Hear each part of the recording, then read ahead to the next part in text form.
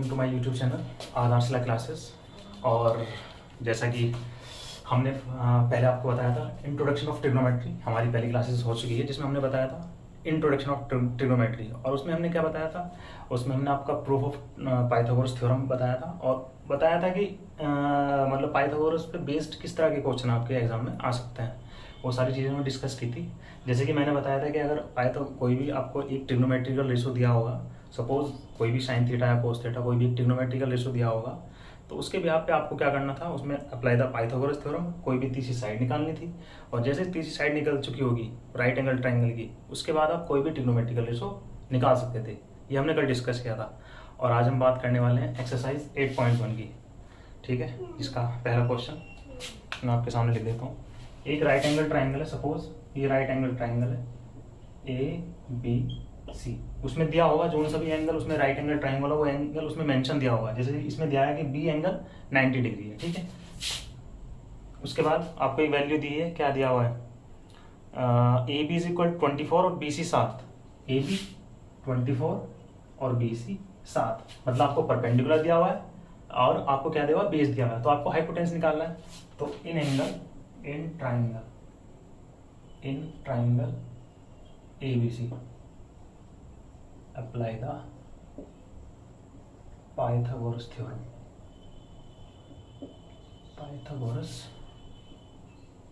तो यहाँ से आप निकाल सकते हैं पाइथागोरस थ्योरम क्या होती थी कि भाई AC का whole square is equal to AB का होल स्क्वायर और प्लस BC का होल स्क्वायर। AC आपको निकालना है, तो AC का whole square is equal to AB कितना है 24 का होल स्क्वायर और प्लस BC कितना है 7 का होल स्क्वायर। आप बता सकते हो 24 कितना होता है 576 और प्लस 49। तो यहाँ से आ गया आपका AC का whole square is equal to 625, मतलब AC इज इक्वल टू 25। पता आपको 625 किसका स्क्वायर रूट होता है 25 का। तो यहाँ से आपको AC भी पता चल गया। अब चाहे वो जो सी वैल्यू निकलवाए वो निकाल सकते हो आप। जैसे उसने वैल्यू निकलवाई है, उसने साइन ए कोस ए की वैल्यू, साइन ए और कोस ए की वैल्यू आपको निकालनी है। तो ध्यान रहे, जैसे कि आपको पता ही है कि पाकिस्तान भूखा प्यासा और हिंदुस्तान हरा, ये हमने ट्रिक लगाई थी इसमें, ठीक है। तो बात करेंगे साइन ए की। ध्यान रहे, जब एंगल ऊपर दिया होगा तो उस पे केस में क्या होगा, जो बेस होगा वो आपका परपेंडिकुलर बन चुका होगा और जो परपेंडिकुलर होगा वो आपका बेस बन चुका होगा। हमने बताया था कि इंटरचेंज हो जाती है वैल्यू अगर एंगल ऊपर होगा। अगर एंगल सी होता है या बी की बात करता तो कोई दिक्कत नहीं थी, उसमें तो बेस रहता और परपेंडिकुलर, ठीक है। तो साइन ए की वैल्यू निकालो। तो sine A is equal to, sine A के लिए क्या था परपेंडिकुलर अपॉन हाइपोटेन्यूज।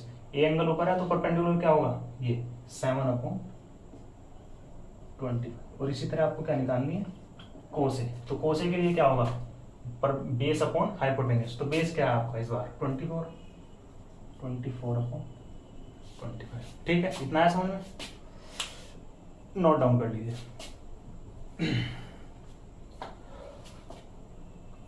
स्क्रीनशॉट ले लेगा, ठीक है। चलिए नेक्स्ट।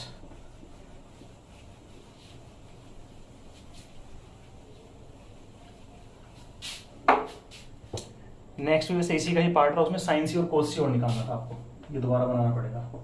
सपोज ये ए, ये बी, ये सी, ये कितना था हमारा 24, ये 7 और ये निकालना था 25। वैल्यू किसकी निकालनी है हमको सेकंड पार्ट में, साइन सी और कोस सी की।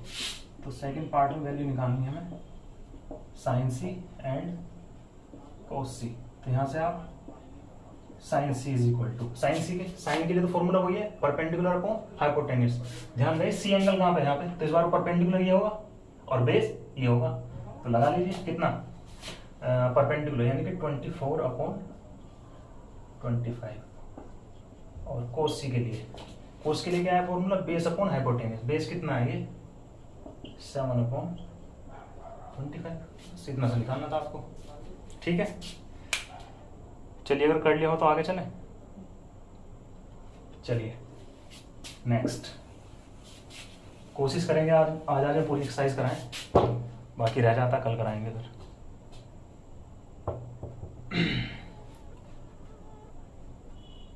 एक राइट एंगल ट्राइंगल दिया हुआ है जिसका नाम है PQR।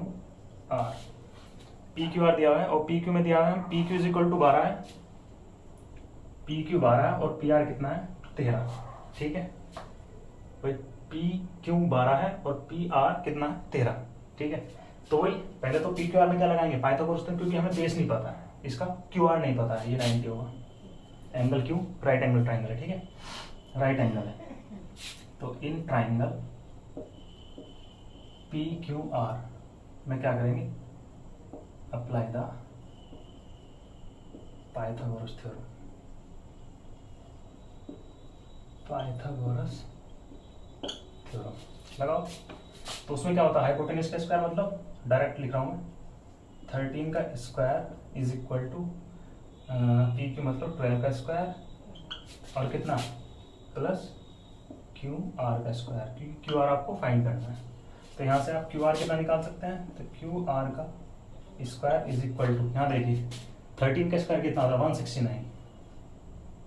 169, और ध्यान रहे जब मैं 12 को इधर लेकर आऊँगा तो माइनस का आएगा, और इधर पॉजिटिव है क्योंकि मैंने खाली किसकी वैल्यू निकालनी है क्यू आर की, तो क्यू आर को मैं रहने दिया और इसको क्या है इधर ले आया, और इधर इधर ये पॉजिटिव है तो इधर आगे क्या नेगेटिव होगा, यानी कि माइनस के 12 का स्क्वायर होता है 144। तो यहाँ से मैंने निकाला क्यू आर का स्क्वायर इज इक्वल टू कितना 25, ठीक है भाई, 9 में से 4 गए 5 और कितना यहाँ पे 16 में से 4 गए 16 में से 14 2, तो Q R is equal to खाली Q R square root of 25 कितना 5, तो 25 किसका स्क्वायर रूट होता है 5 का, 5 आ गया। अब हमें क्या ट्राइंगल की तीनों साइड पता चल चुकी है, अब जो भी ट्रिग्नोमेट्रिकल रेशो निकल रहा है वो निकाल दीजिए। पहला क्या दिया उसने, एक टर्म्स दी है कि tan p minus cot R की वैल्यू फाइंड करना हमें, tan p minus cot R, ये वैल्यू आपको निकालनी है tan p minus cot R. तो ध्यान रहे हमें दो टर्म्स चाहिए भाई, एक तो tan p की वैल्यू चाहिए और कोट आर की वैल्यू चाहिए, और जैसे आए उन्हें दोनों को आपस में क्या करना है सबट्रैक्ट करा देना है, जो वैल्यू आएगी वही आंसर होगा आपका, ठीक है। इतना कर लिया हो तो मैं रफ कर दूं, चलिए यहाँ पे लिख दूंगा,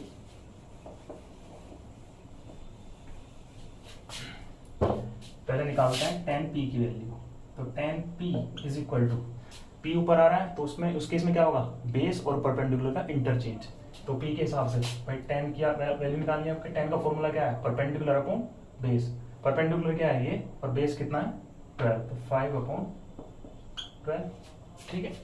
p अपॉन b होता है और p हमारा क्या है ये होगा इस बार, और बेस क्या होगा हमारा 12, तो p 5 अपॉन 12। इस तरह से आपको निकालनी है कोट r की वैल्यू। ध्यान रहे कोट इसका जस्ट रिवर्स होता है भाई b अपॉन p, तो r के हिसाब से बेस ये रहेगा और परपेंडिकुलर ये रहेगा, इस बार क्या हो जाएगा 5 अपॉन 12। वैल्यू किसकी निकालनी है आपको tan p minus coat r, कितना tan p minus coat r, बस यहाँ पे आपको लिख देना है कि पुट द वैल्यू ऑफ किसकी, एक तो आपको tan p और एक कोट r की वैल्यू निकालनी है, इसमें रखनी है मतलब। तो tan p की वैल्यू जैसे आप रखोगे कितनी आई है 5 अपॉन 12, और कोट r की वैल्यू कितनी है माइनस 5 अपॉन 12, दोनों सेम कट जाएगा कितना 0, तो पूरी इसकी इस जो इक्वेशन थी इसकी वैल्यू कितनी आ गई 0, tan p minus coat r की वैल्यू 0, ठीक, इस ट्राइंगल के हिसाब से। किसी को कोई डाउट भाई, हमने क्या करा, हमें एक ट्राइंगल दिया हुआ था जिसमें क्यों क्या था राइट एंगल ट्राइंगल था, दो हमें वैल्यू पता थी, क्या पता थी, एक तो हमें 13 दिया हुआ था मतलब क्या दिया हुआ था इसका हाइपोटेन्यूज दिया हुआ था और इसका एक परपेंडिकुलर दिया हुआ था, बेस हमको निकालना था, कैसे निकाला पाइथागोरस थ्योरम से भाई, 13 का स्क्वायर 169 और 12 का स्क्वायर 144, और 169 में से 144 घटाया कितना 25, और 25 किसका स्क्वायर रूट होता है 5 का, तो यानी कि बेस आ गया हमारा 5। और जब हमें तीनों साइड पता चल गई तो उसके बाद हमें वैल्यू निकालनी थी किसकी tan p minus coat r, तो उसके लिए हमें दो चीज की रिक्वायरमेंट थी, एक तो tan p की और एक इसकी कोट r की, दोनों की इंडिविजुअल अलग अलग वैल्यू निकाल ली। इसका कितना है 5.12 और कोट r की वैल्यू भी कितनी 5.12, दोनों को सबट्रैक्ट करा वैल्यू 0, इतना था। किसी को कोई डाउट, चलो नेक्स्ट।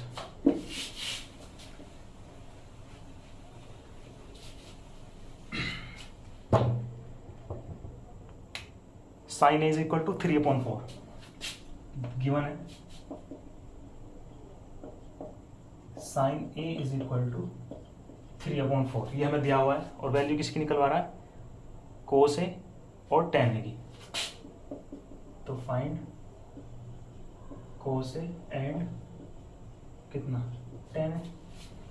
तो ध्यान रहे जब भी हम कोस ए निकालेंगे और टेन ए निकालेंगे तो एटलीस्ट हमें दो चीज़ तो पता है, क्योंकि हमें साइन का फॉर्मूला पता है, क्या, परपेंडिकुलर अपॉन हाइपोटेन्यूस। तो मतलब हमें पी पता है और एच पता है, क्या नहीं पता है, बी नहीं पता हमें।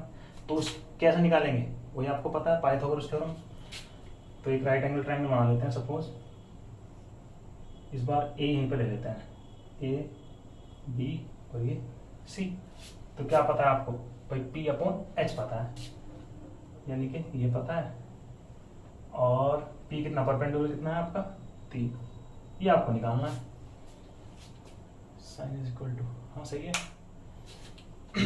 तो कितना आ जाएगा जी, apply the Pythagoras theorem, apply the Pythagoras theorem in triangle कितना, ए बी सी, ठीक है।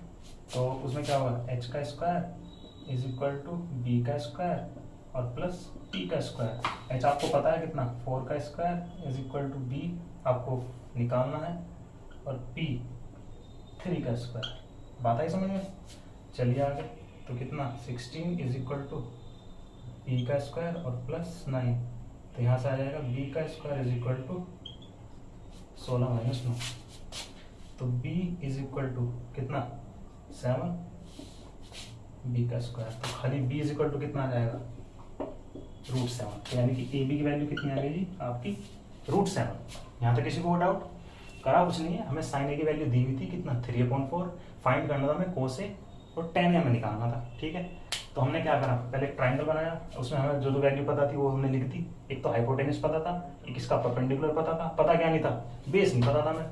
उसके लिए हमने क्या करा, पाइथागोरस लगाई, और पाइथागोरस लगाते लगाते कितना हमने इसका बेस निकाल लिया, √7। रूट का तो पता है कैसा है, √7। इसके बाद ये क्या था, बेस, ठीक है। इसके बाद क्या क्या निकालना है, तो कोस निकालना है, टेन निकालना है।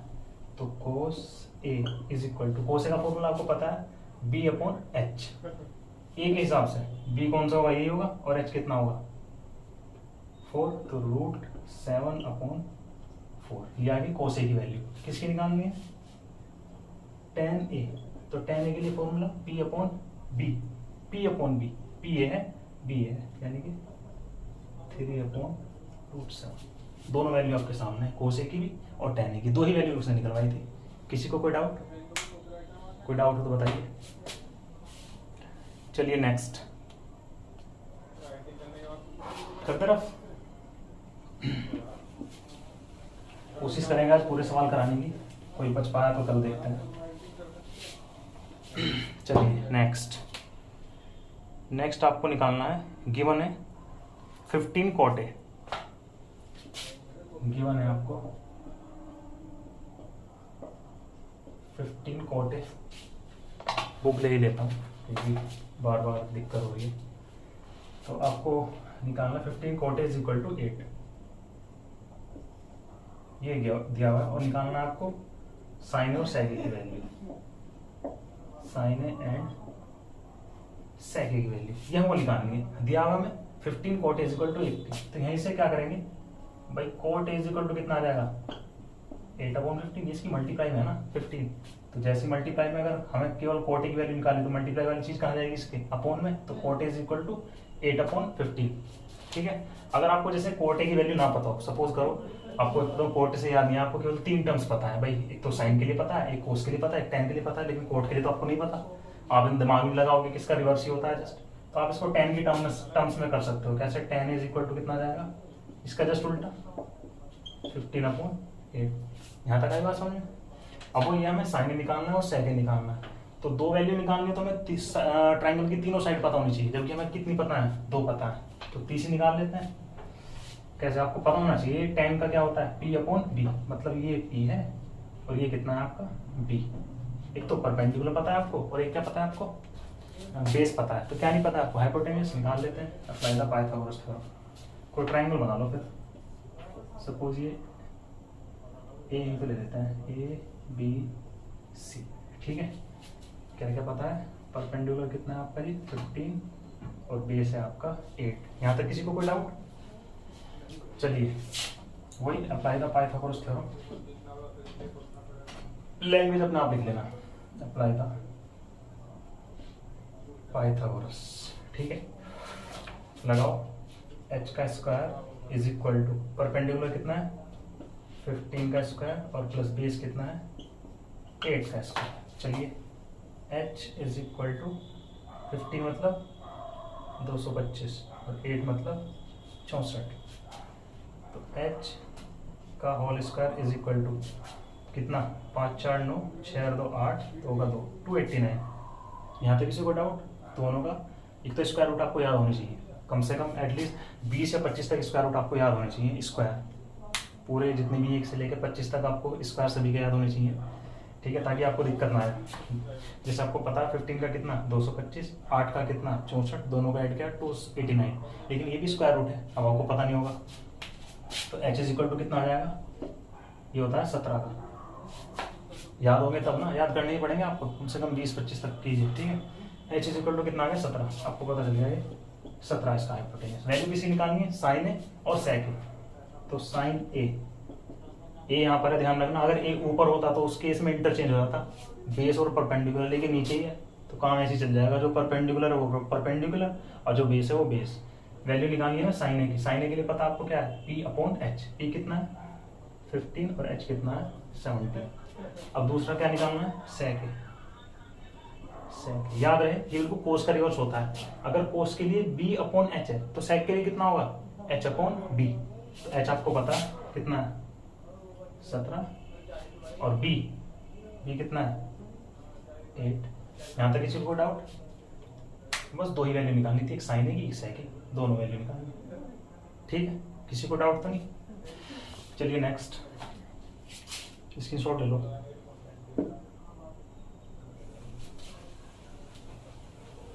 समझ में आ रहा है ना सभी को?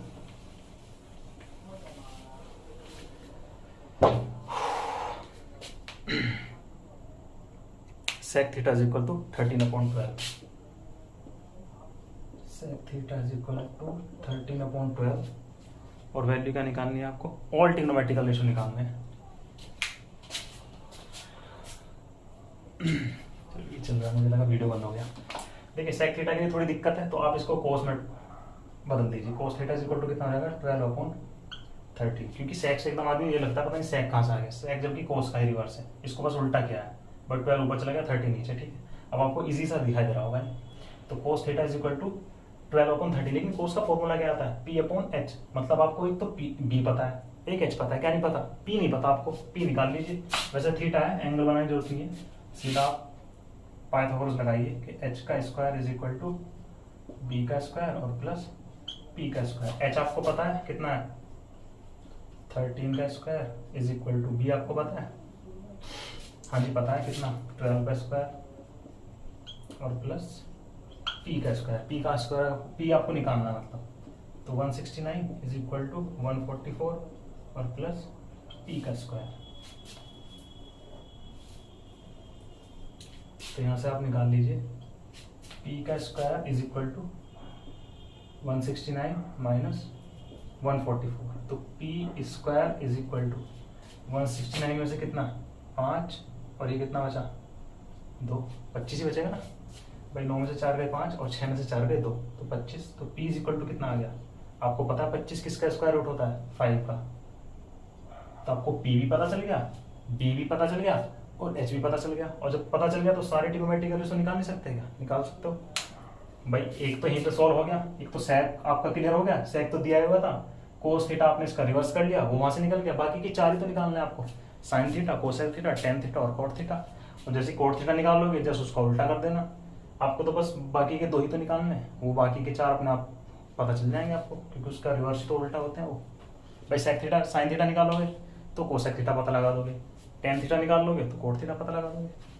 ठीक है, चले आगे। चलिए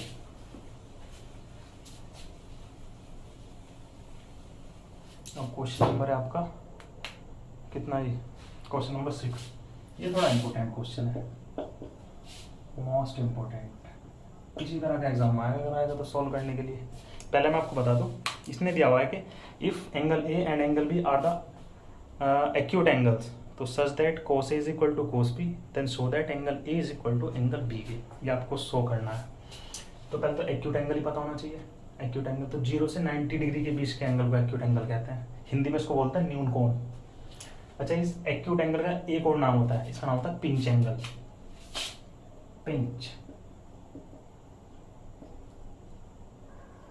पिंच एंगल ही बोलते हैं इसको। अब आपको डाउट लगेगा कि पिंच का क्या मतलब होता है, तो पिंच से क्या मतलब है, एक्यूट एंगल को पिंच एंगल क्यों बोलते हैं, तो उसका भी एक रीज़न है। उसका रीज़न इसलिए है, पिंच से मतलब होता है चुटकी नहीं भरते आप ऐसे पकड़ के किसी चीज़ को पकड़ते हो, तो ध्यान रहे जैसे मेरा ये हाथ है, ये अगर एंगल की बात करूँ इतने एंगल की, तो ये कितना है 90 डिग्री, लेकिन वो पिंच की बात कर रहा है। पिंच हम कैसे करते हैं, ऐसे तो पकड़ते हैं किसी चीज़ को ऐसे इस तरीके से करके। कहने का मतलब है कि 90 तो है नहीं, लेकिन इसके बीच का एंगल है, इसके बीच का एंगल, ये एक्यूट एंगल ही तो होगा भाई। इतना एंगल करो, चाहे 60 हो या 70 हो या 80 हो, एक्यूट एंगल ही तो होगा। लेकिन अगर सीधा हो गया तो 90 हो जाएगा, लेकिन उसके बीच का एंगल है, तो चुटकी ऐसे तो करते हैं हम, तो इसलिए इसका नाम पड़ा है पिंच एंगल। ठीक है, किसी को डाउट? चलिए, तो मैंने बताया भाई जैसे आपका आउट ऑफ सिलेबस चीज़ है, बस ऐसे ही बताया। क्वेश्चन नंबर 6 में क्या दिया हुआ है कि angle A and angle B are the acute angle and such that cos is equal to cos B, then prove that करना है हमको angle A is equal to angle B के। ठीक है, ये प्रूव करना है। सपोज ये कोई ट्राइंगल है, सपोज ये कोई ट्राइंगल है ए सी बी। ठीक है, बी यहाँ पे इसलिए ले सकते हैं क्योंकि उसने बी की वैल्यू क्या, बी को और ए को क्या बनाया, एक्यूट एंगल बताया। तो एक्यूट एंगल होगा तो यानी कि बी तो 90 में नहीं हो, तो कौन सा होगा, सी होगा। फिर इसका मतलब इसमें मैं कुछ एज्यूम कर लेता हूँ, ये मैंने इस पर परपेंडिकुलर डाल दिया। ठीक है, परपेंडिकुलर डाल दिया मैंने, इसको पॉइंट मान लिया डी। ठीक है, हमको गिवन क्या है, गिवन हमको दिया हुआ है कि cos A is equal to cos B है। ठीक है, अगर मैं इन ट्राइंगल किस में, ए डी सी में, इन ट्राइंगल ए डी सी मैं अगर cos A निकालता हूँ तो cos A is equal to कितना आ जाएगा, B अपॉन एच। बी कितना है आपका ए डी, एच कितना है, ये 90 होगा ना, ये 90 के सामने वाला एच होता है, तो ए डी के सामने वाला 90 यानी कि A C. cos A is equal to आ गया ए डी अपॉन ए सी। और अब दूसरे ट्राइंगल की बात करूँ मैं, in triangle B C D, इसमें अगर मैं cos B निकालूं तो cos B is equal to कितना आएगा, वही बेस अपॉन हाइपोटेन्यूज। बेस इसमें कितना है, इस बार BD है, BD या DB बात वही है, और बेस कितना, हाइपोटेन्यूज कितना है आपका BC। ठीक है, तो जो हमें दिया हुआ था कि cos A is equal to cos B, तो यहाँ से दो चीजें समझ आ गई होगी। जब cos A is equal to cos B है तो इनकी वैल्यू तो आपस में बराबर होंगी, मतलब AD upon AC is equal to आएगा आपका BD अपॉन BC। यहाँ से वैल्यू इंटरचेंज कर लेते हैं, कैसे कैसे, मतलब BD को यहाँ ले आते हैं, AC को वहाँ ले जाते हैं। उसका भी रीज़न बताऊंगा क्यों, कि AD upon BD is equal to AC upon BC। इसको मैं मान लेता हूँ कॉन्स्टेंट के कोई कॉन्स्टेंट मान ले, कुछ भी मान सकते हो आप, P Q R कुछ भी कॉन्स्टेंट मान ले। ठीक है, ऐसा क्यों कि AC को यहाँ पे मैं क्यों लेकर आया, AC अपॉन BC, AC और BC ये क्या है, इस राइट ट्रायंगल की दो साइड्स हैं। ठीक है, अगर AC अपॉन BC का रेशो, AC अपॉन BC का रेशो अगर 1 आ जाए, या सपोज मैं कहने लगूँ कि AC का और AB का रेशो 1 आ जाए, 1 आने का मतलब क्या हो जाएगा कि भाई AB जो है वो BC के इक्वल हो जाएगी। जब दो किसी ट्राइंगल की दो साइड इक्वल हो जाएंगी तो उसका क्या मतलब होगा, यानी कि वो ट्राइंगल कैसा है, वो आइसोसेलेस राइट एंगल ट्राइंगल है। ठीक है, और जब आइसोसेलेस राइट एंगल ट्राइंगल है तो उससे बनने वाले एंगल भी कैसे होंगे, आपस में बराबर होंगे। भाई जब दो साइड बराबर होंगी तो उससे बनने वाले एंगल भी बराबर होंगे। इसका मतलब क्या है, तो जैसे ही मुझे दो साइड पता चल जाएंगी कि दोनों साइड आपस में बराबर है, तो उनसे बनने वाले एंगल, इससे बनने वाला एंगल कौन सा है A, और इससे बनने वाला एंगल कौन सा है B, ये आपस में कैसे हो जाएंगे बराबर, और यही हमें प्रूफ करना है। तो पहले तो हमें ये पता लगाना होगा कि AC और BC आपस में बराबर है भी या नहीं। तो वो कैसे पता लगाएंगे, पहले ही हमने मान लिया। अब हमें क्या करना है, यहाँ से आप एक चीज निकाल सकते हो कि यहाँ से AD कितना आएगा, AD इज इक्वल टू आ जाएगा K BD। एक तो इक्वेशन फर्स्ट मान लेता हूँ इसे, और सेकंड इक्वेशन से क्या आ जाएगा कि भाई AC इज इक्वल टू आ जाएगा K बी सी से इक्वेशन सेकंड मान लेता हूँ। मतलब जब मैंने पहले वाले रेशो को के इक्वल रखा तो वहां से मैंने ए डी की वैल्यू निकाल दी, A D is equal to आ गया के बी डी। और सेकंड रेशो से जब मैंने सेकंड रेशो को के इक्वल रखा तो यहाँ से ए सी की वैल्यू कितनी आ गई, के बी सी। इसको इक्वेशन फर्स्ट मान लिया, इसको सेकंड मान लिया। अब मैं क्या करूंगा, जो आपको राइट एंगल ट्राइंगल चमक रहे हैं दोनों इंडिविजुअल, इनमें मैं पाइथागोरस अप्लाई करूंगा। किसमें, एक तो ए डी बी में और एक डी सी बी में, दोनों में अलग अलग क्या पाइथागोरस अप्लाई करूंगा। इतना नोट कर लिया तो मैं हटाऊं इसको। चलिए लैंग्वेज खुद से लिख लेना, मतलब बस मैं यहाँ पे बता रहा हूँ आपको कि apply the Pythagoras in triangle कितना A D B, A D C, A D C में, ठीक है। ए डी सी में पाइथागोरस अप्लाई करेंगे तो क्या होगा भाई, इसमें हाइपोटेनस क्या है, ए सी का स्क्वायर इज इक्वल टू आ जाएगा आपका कितना, ए डी का स्क्वायर और प्लस डी सी का स्क्वायर, डी ए डी है डी सी का स्क्वायर। ध्यान रहे दोनों ट्राइंगल में एक साइड इक्वल आ रही है, सेम आ रही है, कॉमन है, मतलब भाई ए डी सी में भी और डी सी बी में भी। तो डी सी जो है, डी सी जो साइड चमक रही है आपको, ये जो मैंने परपेंडिकुलर डाला था, ये दोनों ही ट्राइंगल में क्या है, छोटे वाले ट्राइंगल में कॉमन चीज है। तो यहाँ से मैं डी सी की वैल्यू निकाल लूँ, जो कॉमन है उसी की वैल्यू निकाल लेता हूँ। डी सी का स्क्वायर इज इक्वल टू आ जाएगा ए सी का स्क्वायर और माइनस ए डी का स्क्वायर। इसको मैंने इक्वेशन मान ली थर्ड, क्योंकि सेकंड वहां पे मान ली थी, थर्ड इसको मान लिया।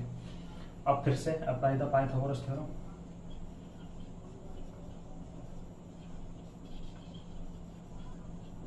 अप्लाई द पाइथागोरस थ्योरम किसमें, इन ट्राइंगल, इस बार छोटे वाला है, दूसरे वाला D C B, D C B. इसमें भी क्या करना है आपको, पहले तो पाइथागोरस क्या है, यानी कि बी सी का whole square is equal to, B C क्या है इसका हाइपोटेनस है, तो बी सी का square is equal to D C का स्क्वायर और प्लस कितना डी बी का स्क्वायर। वही जो कॉमन है उसे इक्वल मान लेता हूँ, यहाँ पे भी डी सी कॉमन है, यहाँ पे डी सी कॉमन है, तो डी सी का whole square is equal to, D C का whole square is equal to B C का whole square minus D B का होल स्क्वायर। इक्वेशन 4, वो थर्ड थी, ये फोर्थ बन गई। यहाँ तक किसी को डाउट? ध्यान देखिए, ध्यान देने वाली चीज, इसका left hand side D C है, इसका भी लेफ्ट हैंड कितना है डी सी है। जब इनके लेफ्ट हैंड साइड आपस में बराबर हैं तो इनके राइट साइड भी तो बराबर होंगे। कहने का मतलब ये इक्वेशन, इसका राइट साइड पार्ट और इसका राइट पार्ट दोनों कैसे होंगे, आपस में बराबर होंगे। इतना नोट कर लिया हो तो रफ करो, नोट करो।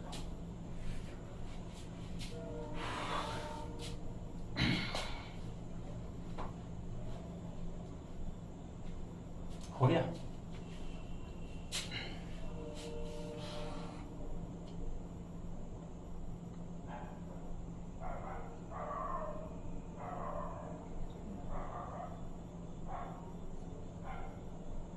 चले जी, चलो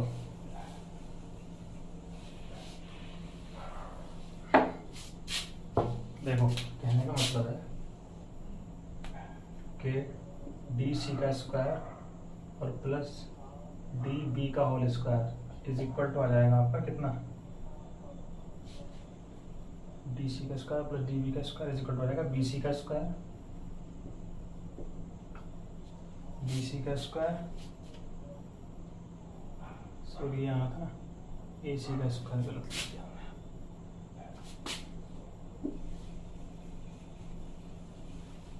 यहाँ से देखिए D C is equal to ये था ना, तो ए सी का स्क्वायर और माइनस ए डी का स्क्वायर इज इक्वल टू आ जाएगा आपका बी सी का स्क्वायर और माइनस डी बी का स्क्वायर। ठीक है, तो आप ए सी का इक्वेशन आप लगा सकते हैं जो आपने लिखा था कितना, ए सी की वैल्यू आप पुट कर दीजिए किससे, जो आपने वो के वाली इक्वेशन हमने मिटा दी, शायद मेरे हिसाब से उसकी वैल्यू आ जाएगी के स्क्वायर और बी सी ही होगा वहाँ पे, बी सी का स्क्वायर और माइनस यहाँ पे होगी आपकी ए डी की वैल्यू के स्क्वायर और जी आपका डी बी का स्क्वायर इज इक्वल टू आपका चल रहा है बी सी का whole square minus D B का होल स्क्वायर। यहाँ से आपको दिख रहा होगा के स्क्वायर कॉमन आ रहा है दोनों में से, तो ब्रैकेट में कितना हो जाएगा बी सी का स्क्वायर और माइनस डी बी का स्क्वायर और इज इक्वल टू आपका है बी सी का स्क्वायर और माइनस डी बी का स्क्वायर। जरा देखना ये दोनों वैल्यू सेम है, इससे एक हट गया तो के स्क्वायर इज इक्वल टू कितना आ गया 1 या के इज इक्वल टू 1। इस के इज इक्वल टू 1 आ गया तो के से क्या मतलब आ गया, के की वैल्यू रखोगे आप, put the value K, putting the value of K in equation second, जिसमें क्या था, जिसमें A B is equal to K into A C के था, उसमें वैल्यू आपको रखनी है क्योंकि हमें ए बी बराबर ए सी के ही प्रूफ करना था। चलिए इतना क्रॉप कर ले तो मिटा दो। कहने का मतलब था कि के की वैल्यू जब आप उस इक्वेशन में पुट करोगे तो वहां से आ जाएगा कि A B is equal to A C के, यही हमें प्रूफ करना था कि A B is equal to A C आ गया, sorry B C, A C नहीं B C, A B is equal to B C. तो इसका क्या मतलब है कि इनसे बनने वाले एंगल भी आपस में बराबर होंगे, इससे बनने वाला कौन सा एंगल है और इससे बनने वाला एंगल, ये हमें प्रूफ करना था, हेंस प्रूफ।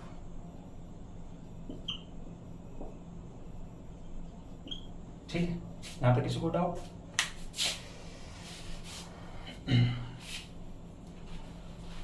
चलिए नेक्स्ट क्वेश्चन है।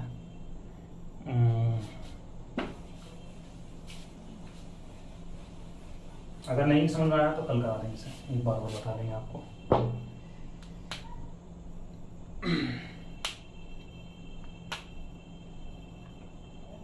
बस इतना ही रहने दें।